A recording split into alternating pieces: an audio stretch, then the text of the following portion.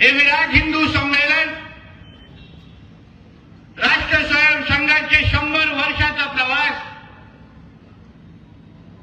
आणि ह्या 100 वर्षामध्ये किंबहुना 100 वर्षाच्या अगोदर परमपूज्य डॉक्टरांनी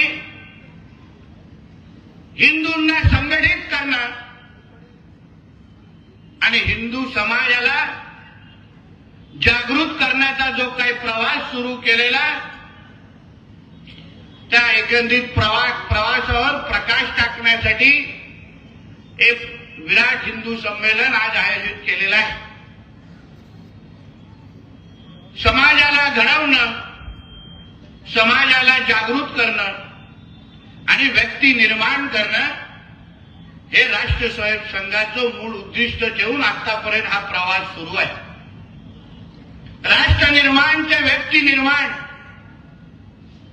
प्रत्येक व्यक्ती प्रत्येक हिंदूला संघटित करणं आणि हिंदू समाजाला जागृत करून स्वतःची ताकद ओळखण्याला प्रवृत्त करणं हा मुख्य हेतू येऊन राष्ट्र स्वयं संघाचा प्रवास आतापर्यंत सुरू आहे.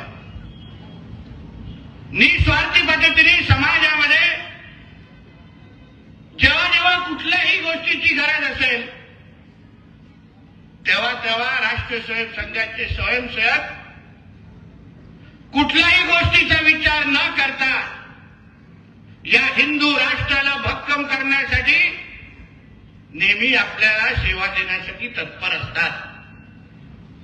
तुम्ही करोनाचा काळ असो किंवा आणीबाणीपासून ते करोनाचा काळ, जेव्हा जेव्हा आपल्या राष्ट्रावर कुठलंही संकट समोर उभं असलं तर निस्वार्थ पद्धतीने उभं राहणारा हे राष्ट्र स्वयं संघाचे स्वयंसेवक समोर उभे असतात. ही जाणीव आपल्या सगळ्या जणांना असली पाहिजे. शेवटी 100 वर्ष अगोदर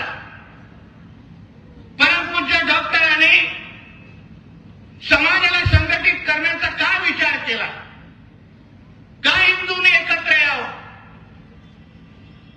तेव्हा जी काय गरज होती मला अगर तुम्ही विचाराल त्याच्यापेक्षा ही जास्त गरज आजच्या ह्या वातावरणाच्या निमित्ताने आपल्याला पाहायला मिळते.